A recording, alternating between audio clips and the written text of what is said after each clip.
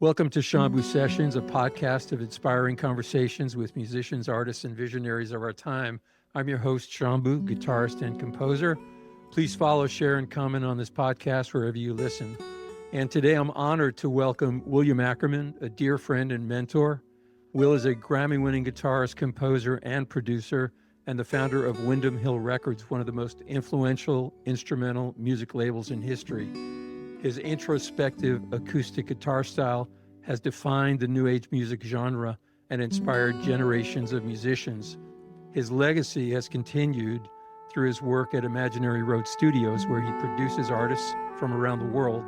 I started working with Will in 2010 when I traveled to his studio in Vermont and recorded my debut album, Sacred Love. Will produced that album, which hit #1 on ZMR, and we reunited in 2013 to create Dreaming of Now, which won a ZMR Music Award for Best Contemporary Music Instrumental Album. So I owe a huge debt of gratitude to Will, and I'm super excited about chatting with him today. I have lots of questions, so welcome, Will.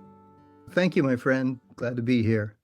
So I'm going to start at the beginning. You know, in the early 70s, you were attending Stanford, and you left before graduating and started a construction company. There's some question as to whether I was ever actually at Stanford. I was theoretically there, but I barely went to school anyway. And then finally, I just walked out on the deal because it was absolutely ridiculous. I hadn't finished any kind of academic excellence. I was just lazy. And I ended up leaving the place and ended up being a carpenter. And around that time, were you playing live? Yeah, there was a little reverberative space on the Stanford campus. The old student union, there was they rocked or finished it off so that it was just a little three-sided space that was wonderfully reverberative. And I would just go there to play and kind of go into a trance, as I'm sure you understand. And I'd look up and there'd sometimes be 50 people there. And without my asking for it, throwing $5 bills or $10 bills and the rest of it so I could go out and buy some cheap alcohol. That was the first notion that maybe I could actually do something besides just hiding in a little corner of Stanford University. So then you put money together to do your first album, In Search of the Turtle's Navel. Yeah, it wasn't that I didn't have the money, but there was something about having people be part of this. A lot of people said, oh, give me $10. And some people would give you 50. And some people would say, can I have a free one? The answer was, of course, yes. We do need to talk about Michael Kilmartin at some point. I don't know how much you understand his role in this whole story, but you could write that down as a note. We could talk about that later. So about that time, people were getting into music to become rock stars. Coming out of college, rock and roll was just really going nuts. Huge. And what inspired you to do instrumental guitar music? That requires talking about Michael Kilmartin. Next door to my home as a kid growing up was the Kilmartin family. Michael was the oldest of 4 kids in that family. And I remember being in my bedroom and hearing the sound of what I guessed was an electric guitar. In those days, nobody actually knocked on the doors or anything. The kids just, were feral and you just walked in the house. And anyway, I went up the stairs to the second floor and then up to the little attic room where Michael was. And there he was playing an electric guitar. And I was absolutely fascinated. And he actually, at that point, taught me G and A minor, which are still my 2 favorite chords together in the world.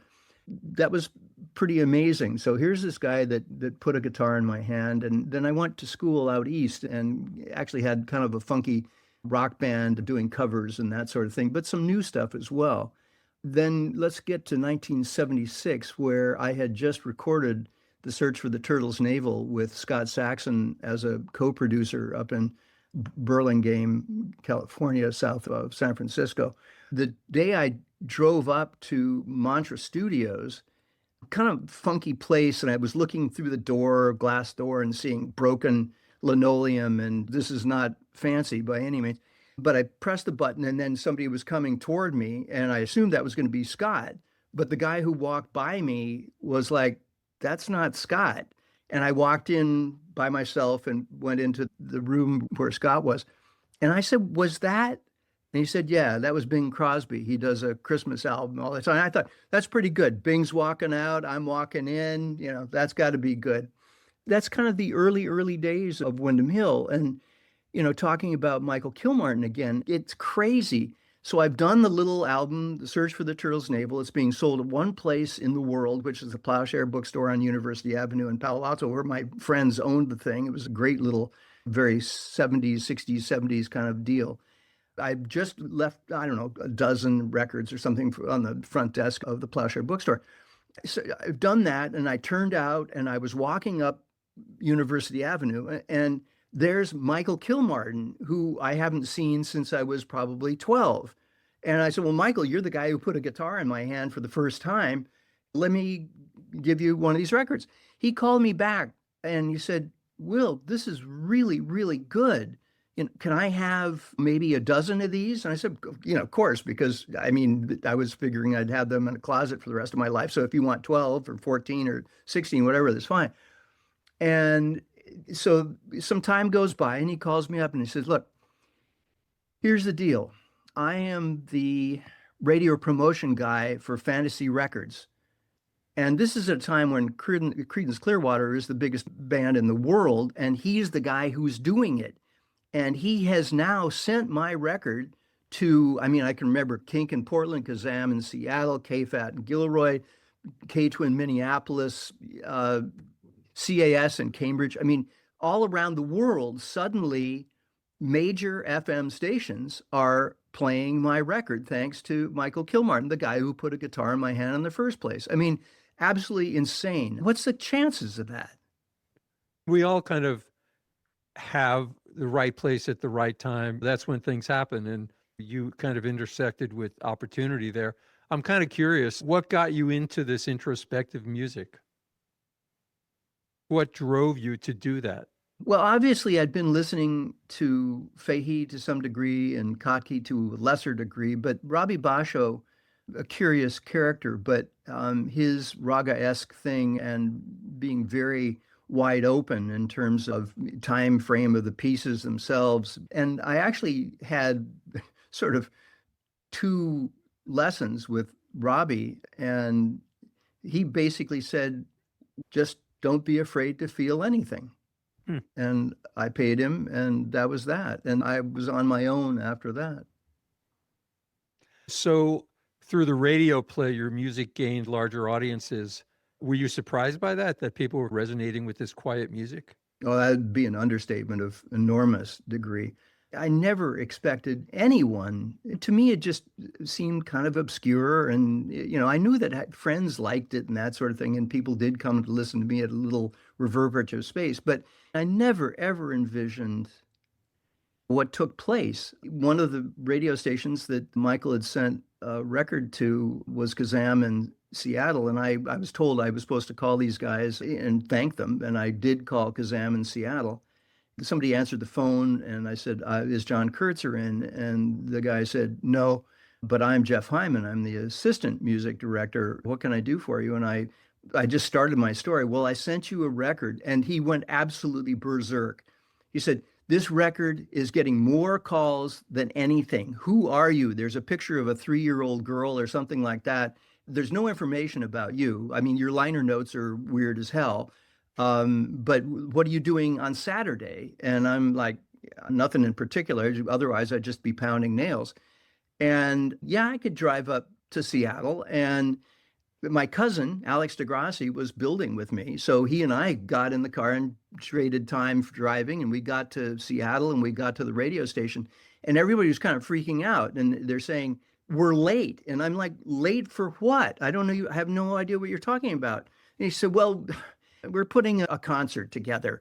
And I said, well, you could have told me that. That would have been helpful. And so they said, oh, follow us. So I'm driving, I'm following their license plate. We get to a big parking lot and Jeff says, grab your guitar, let's go. I followed these guys in, and it was really dark. And I was physically pushed onto the stage. And there I was at the Seattle Opera House sold out. Wow. The first paying gig in my life is the Seattle Opera House. How old are you? I'm guessing what it would be like 27-ish, somewhere in Wow. there. So Because, you're building, and now you're doing these concerts and having this musical thing take off. well, that was the door. I loved it.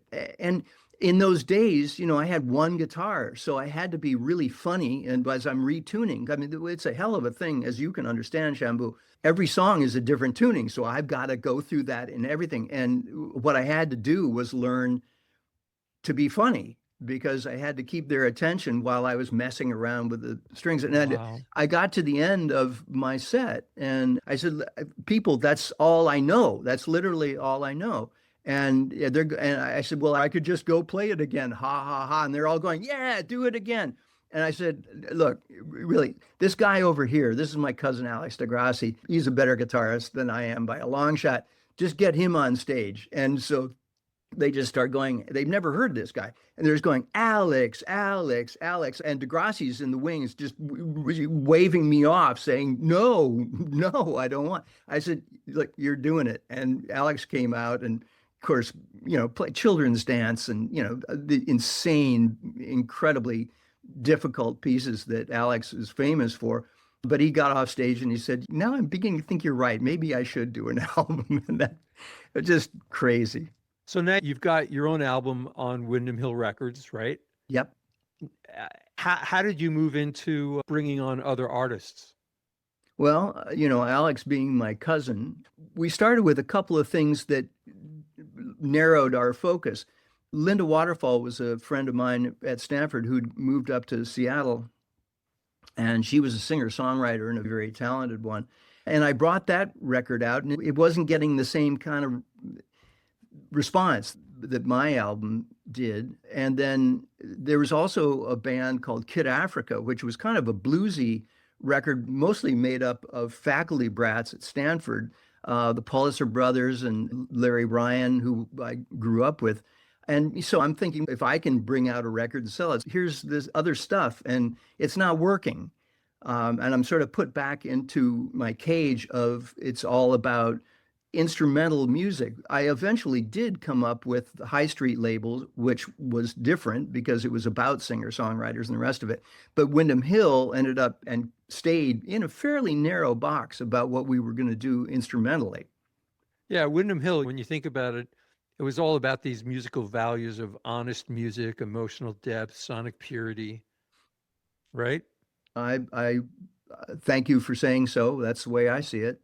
And that was kind of your guiding vision for growing the label as you got going, wasn't it? As long as you don't give me credit for great vision. I mean, it really is a series of binary responses on my part. Luckily, I made a lot of really good binary decisions. I just don't want people to think that I really had this broad vision. It was really one step after another. And I think I did very well in responding to what was happening and let the label grow and the rest of it. By the way, you're running a label. You'd never run a label before. No, but I did have a general contracting company. I mean, I understood Right. business. Yeah. I had a foundation of how a business can run.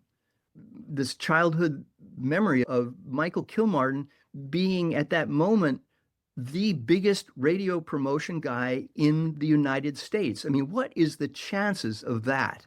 And without Michael, there isn't Kazam, there isn't Kink, there isn't WCAS, there isn't K-Twin. It's almost impossible to believe myself.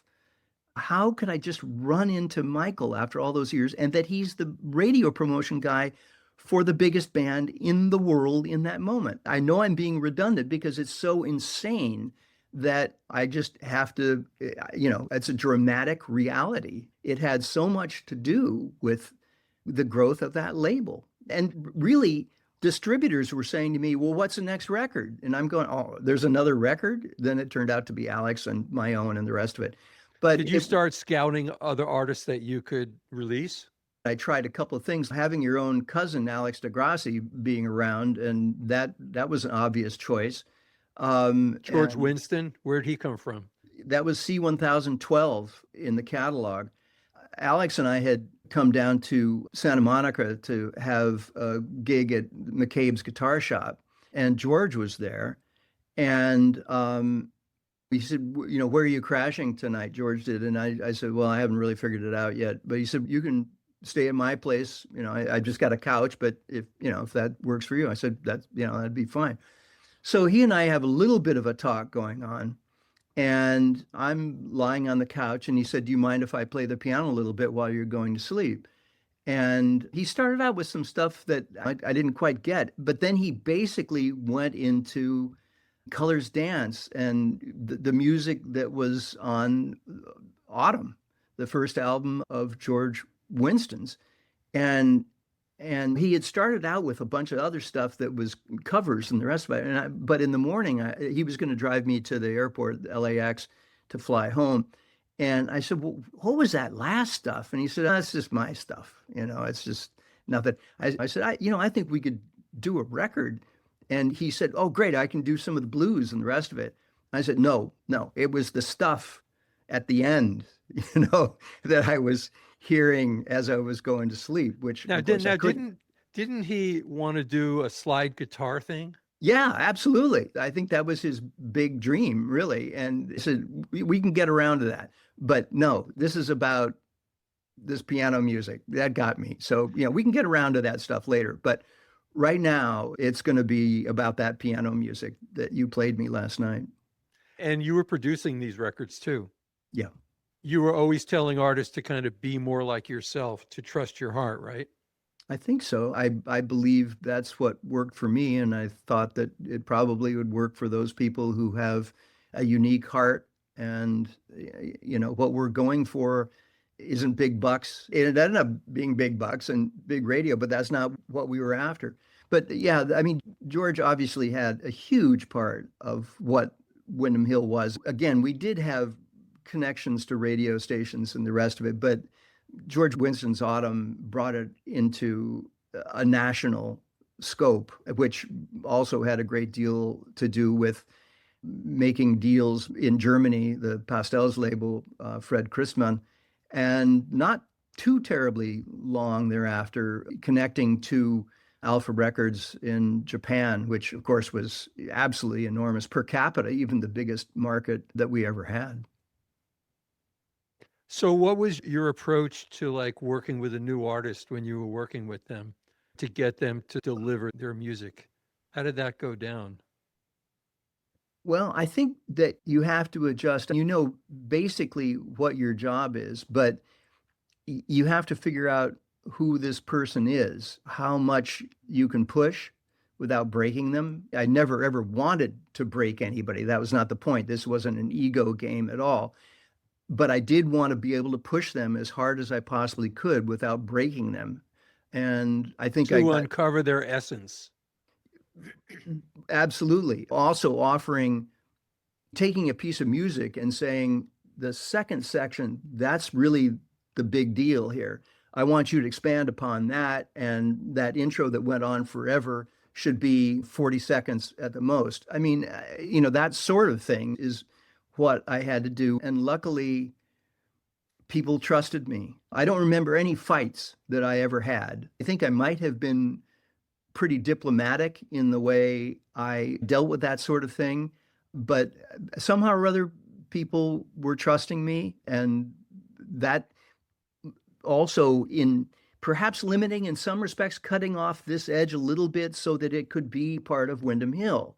I knew that what we had with the label was absolutely unique. And yes, we can push the boundary a little bit, but we can't leave it behind. We can't make it something so different from what this label is now known as. I embraced things that were new, but were growing slowly rather than to just go left field on somebody. So you launched many careers, George's career, Alex's career, Liz Story, Michael Hedges, Michael Manring, Shadowfax, just dozens of artists. And I think you had something like 25 or 27 gold and platinum records. Yeah, they're all on the wall of my studio, and it's pretty impressive. It's like, wow. I mean, there are times where I'm walking in the door and it's nothing, but there are other times where I walk in by myself and I'm looking at these walls covered in gold and platinum records. Yeah.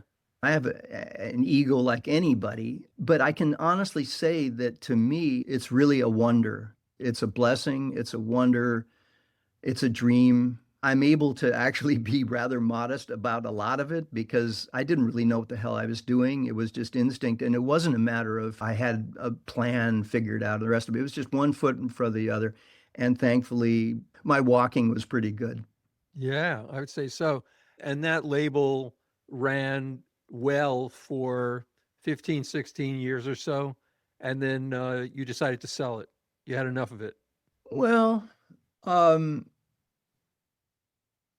there's a lot going on in Europe and Japan. So there's all of that, which is still taking a lot of energy. Getting Kuni Mirai at Alpha Records, making a deal with us, and suddenly we're touring in Japan and filling auditoriums. What's the chances of that? I mean, we just arrived. And Japan, I mean, per capita, it might have been even the biggest market we had. It was astounding. And then making a deal, we had the deal with Fred Chrisman, but then, going into BMG in Germany, we were absolutely, completely a failure in England. They were no interested whatsoever. Germany, huge. Italy, quite good. So all those areas had to become part of touring, playing the Montreux Jazz Festival and Wow. that sort of thing. We just kept getting broader and broader and being embraced by many countries around the world. And at some point in the early 90s, you decided to move back to Vermont and you built your own studio, literally built it with your hands. Well, again, I was a general contractor, Windham Hill Builders. I was doing some pretty elaborate building stuff up at Sea Ranch. We did his and hers, uh, David and Lucille Packard of Hewlett Packard. I mean, living up on the Sea Ranch, Northern California coast, and working there for 3 years, building for them and for other people at Sea Ranch. And when I say building your own studio, you felled the trees on your land, you milled them on site, Yep. and you built that studio.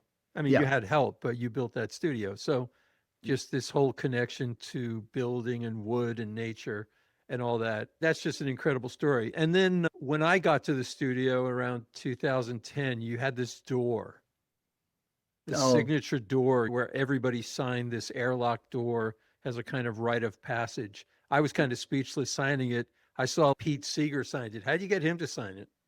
he was in. He wanted to do some recording with us. So it's funny. We just had some friends from Germany who we had never met before who wanted to come by the studio and did. And they're just looking at all these names of people that they know from Windham Hill and the rest of it. But yeah, it's fun having that door. That actually there's four doors in a way, two doors to get into one section, then another two doors, and names of really, really famous people to have Tony Levin, for heaven's sakes, or Amazing. it's crazy. I think my album, Sacred Love, was the first album he played on. Is that right? That's right. You said to me, "Hey, what do you think about Tony Levin on bass?" And I was like, "Are you kidding me?" Yeah. Yeah. I had forgotten that, but I love it. It almost came too easily. And you could have somebody like Tony Levin or Steve Hawley, these monsters, and they were all just the nicest people in the world. There was no ego. I mean, there's a point where you get to you're famous, you're great, and you don't need ego. You don't need to be putting on a show for anybody. And it was really quite a revelation to see these monsters coming and playing for us. Just the sweetest, kindest, most generous, patient people in the planet. It was a revelation.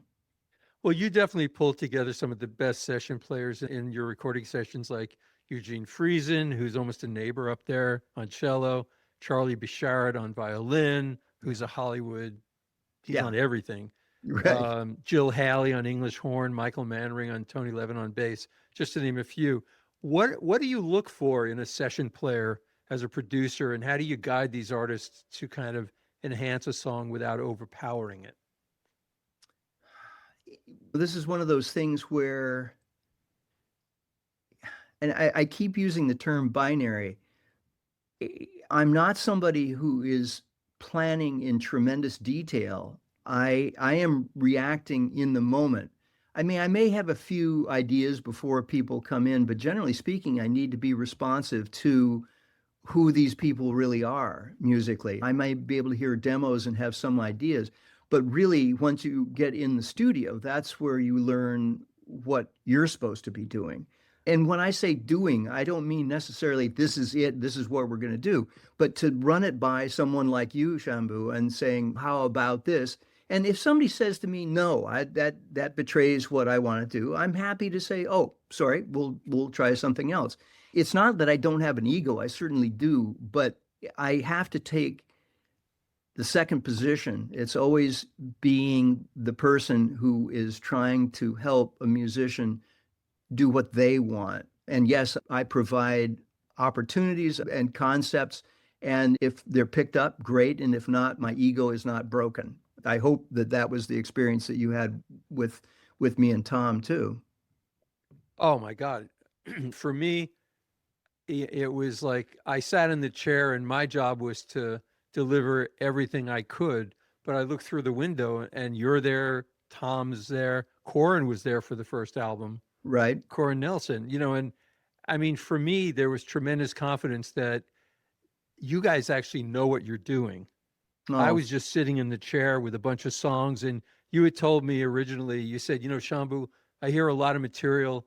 Sometimes I think I can help, sometimes not. In your case, I think I can elevate your music. well, and And you did. but from the bottom of my heart, thank you for trusting me.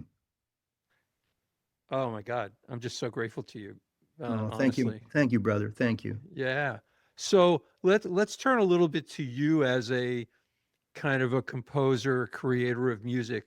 You've gotten probably like 200 songs recorded, maybe more. I don't listen to my music, so I don't know.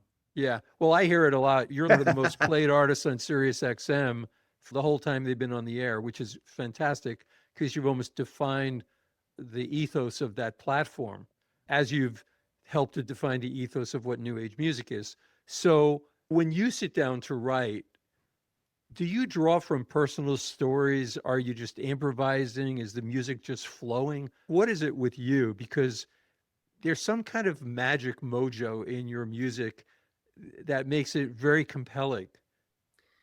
Well, my methodology is to just bring the strings down on the guitar and then start bringing the strings up. As you know, every single song I've ever done is in a different tuning. I mean, there are a couple, Anne Song and Hawk Circle were the same, but I think that might be the only two. I mean, there's a different tuning for every song. And it now confronts me, or has in the past. It's like, what the hell are you doing? Why are you doing this? And I came finally to the understanding that what I wanted to do was to erase the frontal lobes. I didn't want to know where I was. I didn't want to have planned. I wanted my heart and fingers to find my way into something that didn't have anything to do with thought. It was all heart. And following that prescription has been good to me.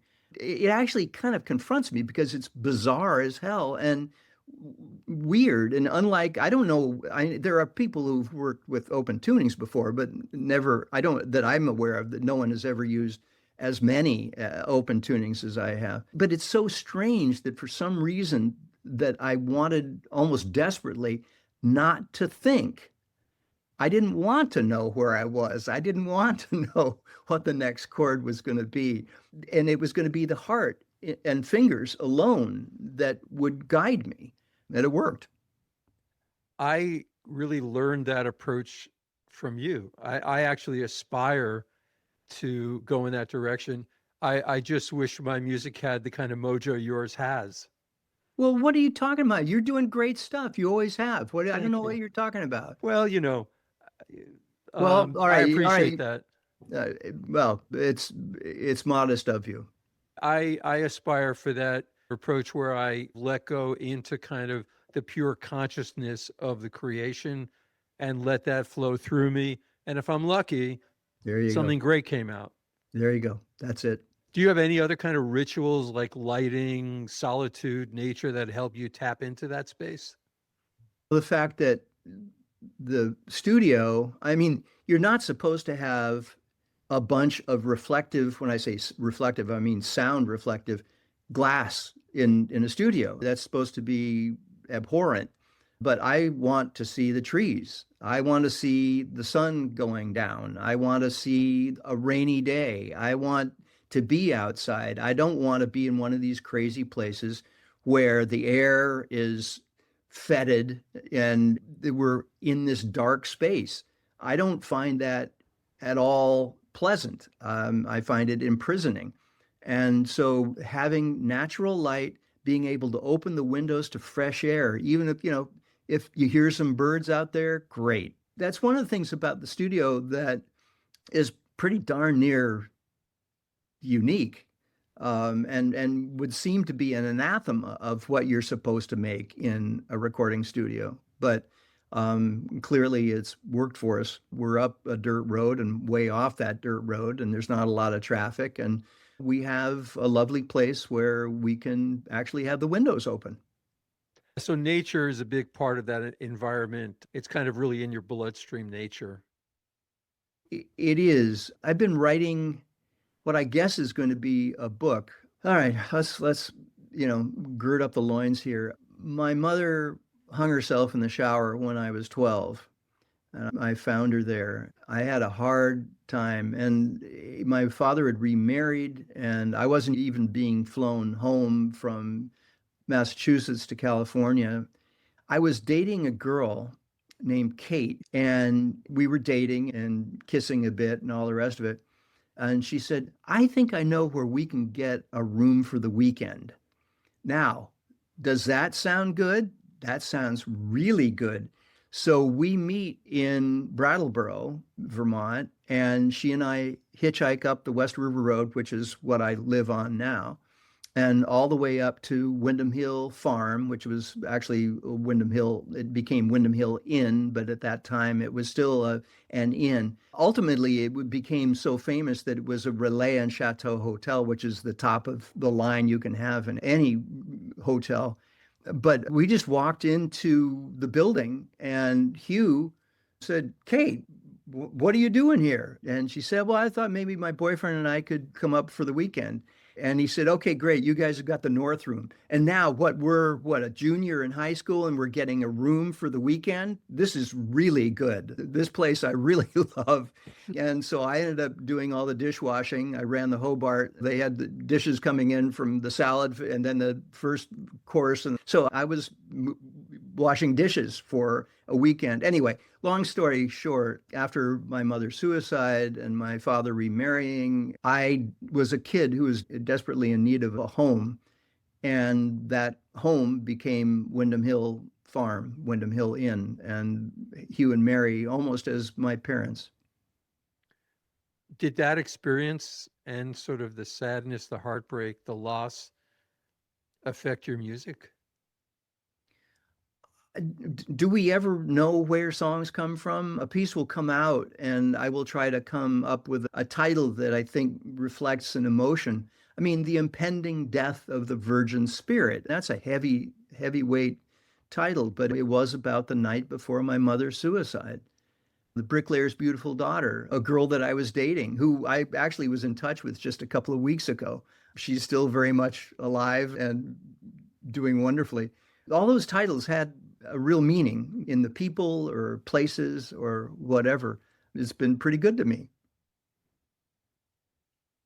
Let's jump into I call it kind of your mapping technique. I remember in the studio, you didn't read music, but you needed to sort of organize what you were hearing in terms of a song. So I would play a song and you would map it out into sections.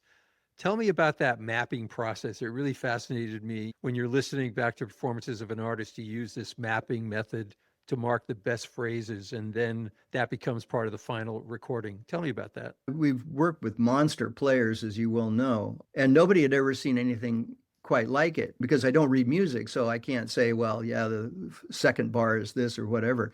But it would be, intro to A2, B, chorus, blah, blah, blah. I map this thing out. And then at the top, you have take one, take two, take three, take four.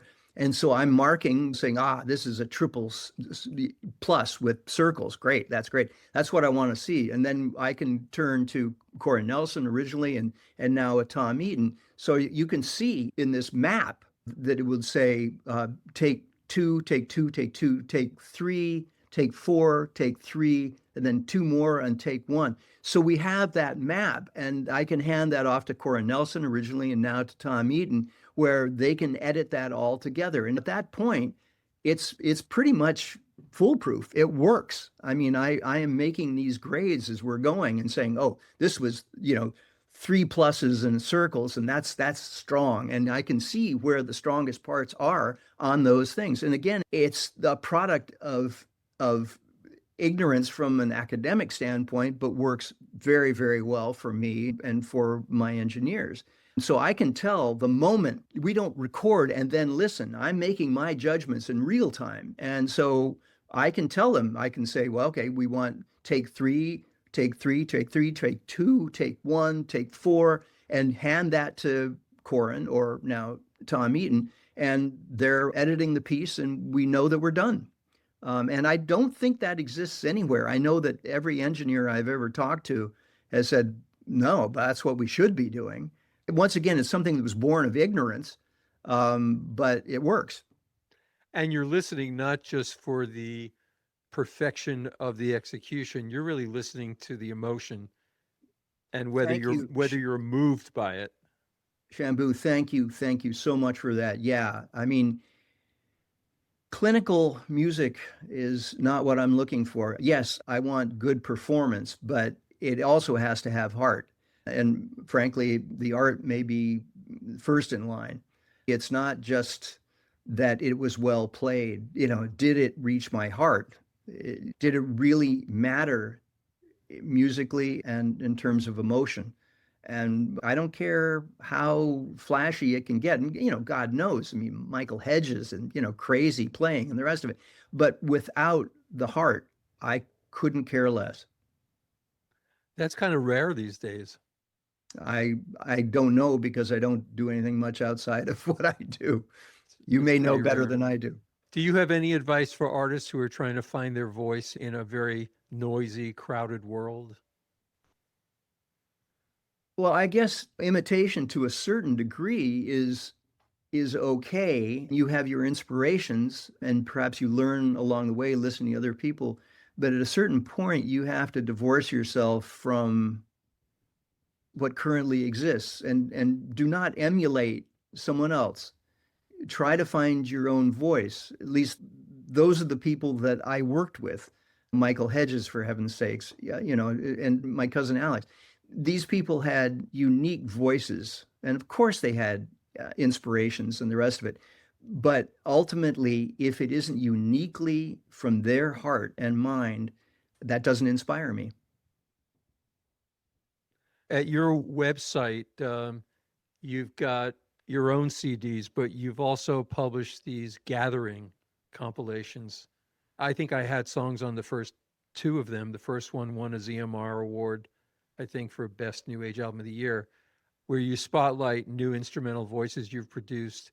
What kind of inspired that project, and what kind of impact do you think it's had on the artists and the listeners to hear these just sort of 12, 15 artists? At Windham Hill, I had created the Windham Hill Samplers. Right. Which was the forerunner for anything else that followed. I mean, once having sold Windham Hill. But yeah, I mean, and that was a great way of introducing people. I mean, they would, here's 12 or 14 people they haven't heard of, and that they're going to love at least 5 of them. So that whole business of making the compilations, the gathering is what we called that sort of thing. And people, well, and again, that actually, I think that was the same thing that Tacoma Records did. And I think that's where I got the idea. But yeah, let's take one track from all of these people. And you know that, yeah, there's going to be uniqueness in these people, thank God, but that it's going to fit together, that we can create a record which you can listen start to finish and feel a continuity while at the same time being turned on to musicians you've never heard before. So that what we did, or what I created with Windham Hill, we later went on to do that on our own. And over time, has your philosophy of recording, producing, or even listening to music changed over the years? Are you doing anything now that you couldn't have imagined doing 30 years ago?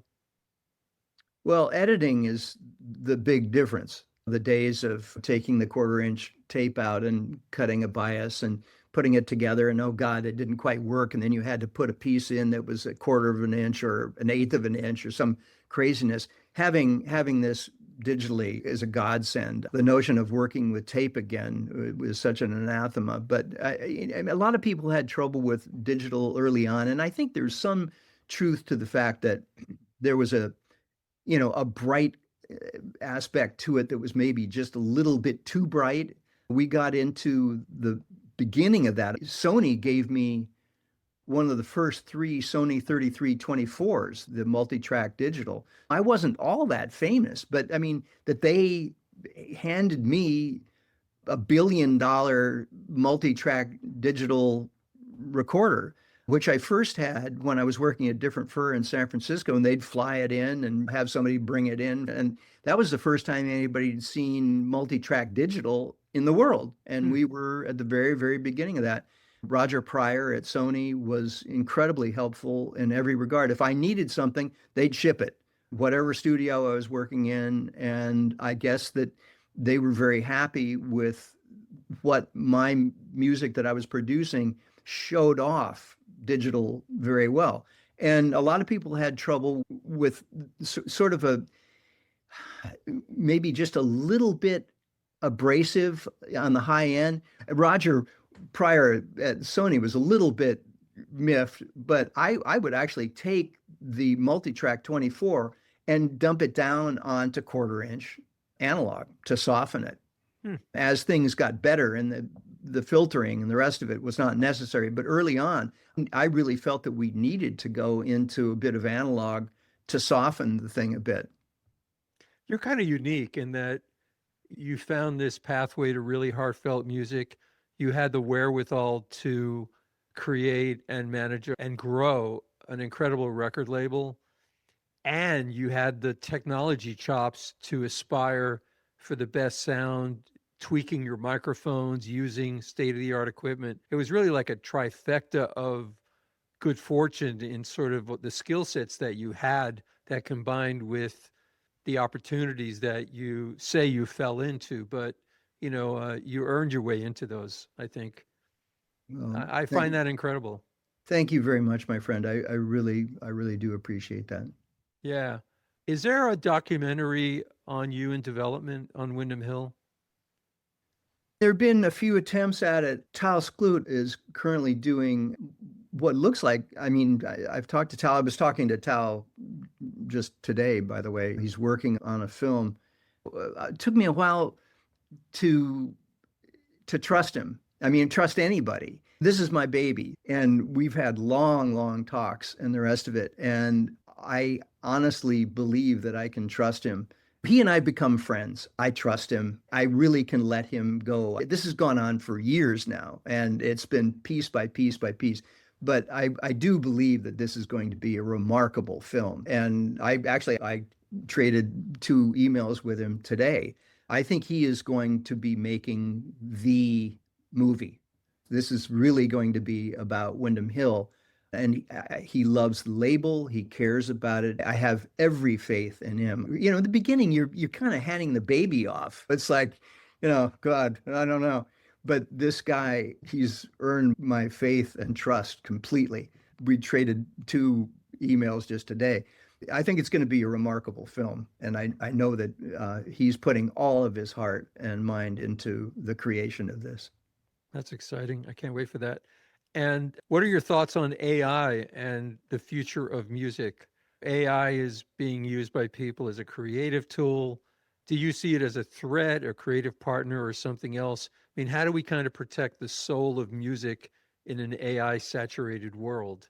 I just can't worry about it. I've got to stay in my world and do what I do. And whatever is going on out there, I can't put my finger in the dike and stop it. It's whatever it is, it's going to happen. In the meantime, I'm going to keep doing what I'm doing. And what I'm also seeing, and it's kind of neat, now at this age of, I've even lost track. I think 76, something like that. That's how old I am. But I'm getting these emails from kids, I mean, 12, 14, 22, 28, fans of what we did. And some of the people are also involved in recording and they're hunting for analog stuff. And I think that we've done a great deal with digital, but I still love to be able to run something through the heads of an analog deck wherever I can. That said, I mean, the brittleness of digital early on has been tamed tremendously. I mean, the filtering is so much better and the rest of it. But I'm rolling with the technology. Then, as you know, Shambhu, this when I had $1 billion, buying these Neumann microphones that are sequential numbers. I mean, the 47s, the 67s, the 256s, and the rest of it. As you well know, I mean, the microphones that are in that room are worth the price of the room, literally. To have matched pairs of these Neumann microphones rebuilt by Klaus Heine at German Masterworks. I mean, it's just another aspect of this studio. It can't be duplicated, period. That is for sure. So tell me, are you working on any new album these days? Yeah. Yep. I've I think I'm just about done with a new one. I'm still looking at which instruments to use for overdubs. I mean, Charlie Bisharat, of course, is going to be part of it. Eugene Friesen, a number of players are going to be on it, and I don't see any reason to go outside of the best players that exist. So I am working on that and having fun, and there's a different feeling to it. And I don't know that I can objectify what it is. I think it's a little bit more technological in terms of my playing. The other thing that I've done, and if this is redundant, forgive me, but of course I love working with Charlie and Eugene Friesen and all these other people. But because of stuff I've been doing for other projects, and I know that I have said this, but the fact that I've become a really nuanced lead player is definitely going to be part of that. It doesn't necessarily mean that I'm going to, I'm never going to lose Eugene, Charlie, any number of these people. But it's nice that I can put a lead feel into that. And it could be something that could be covered over with some violin. But anyway, it's been fun to do leads for other people and now having that be something that colors my own album. Love that. And any message you want to leave with listeners to this podcast who followed your music for decades? Wow. I guess what I would say is that my not doing a record for a number of years was not laziness. It was my waiting until my mind and heart could get together and say, what is it we're looking for here? Where are the strengths? Where do you look elsewhere? Um, I'm very proud of this one, I think in part because of my moving into leads. Not that I'm going to be burying all the tracks in my leads, but that I've become, to me, that is the single greatest new element in my own music. I'm having a lot of fun with leads and then trading off, having Charlie make a line, having me do a line, going back to Charlie and working together, weave those things in together. So that's new to me, and I'm pretty confident that I'm not slitting my throat. Did that kind of come out of playing with Flo and Brothers and those kind of groups? Absolutely. Having nervously stepped up for, well, can I do a lead? Kind of thing. I've had a couple of years to learn more about that, but now it's on my record, and I don't believe it's dominating the record, but it's a new element, certainly for my own records, and I'm loving it. I also have my wife, who is known as Noah Wilding, is, wrapping up her record, or has, with Tom Eaton. She had very purposefully kept me from hearing a single note for fear that my production or my producer aspect would get in the way of things. But she did finally played me a great deal of it, and I just sat there and wept. It's so powerful and so beautiful, and what Noah Wilding and Tom Eaton have put together and I swear to you, this is not because she's my wife.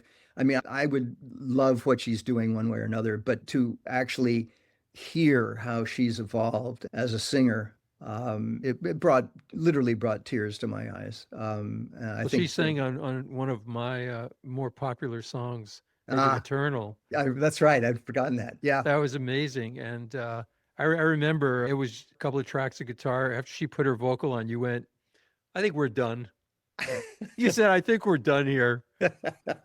That was Will Ackerman, the producer. I just want to also mention that you won a Grammy, I think, in 2004, Best New Age Album. I don't know when it was, but okay, yeah, and then you were nominated again for Brothers, I think, and for yeah, Positano that's Songs. great. Yeah, because those are my brothers, and I wish we could have all taken one of those home. Well, I think you might have another one coming up. We'll see. Yeah. Well, I'm incredibly grateful to you for spending time with me and for your impact on my career. When I started working with you, I just felt I needed to do something with this musical talent that I had after spending a lot of time working in corporate public relations. Yeah. And I thought, boy, if I don't do something with this music, it's going to be a sin. Well, we had fun. We had fun doing it with you, and it's a Yeah. wonderful. I mean, you did brilliant stuff.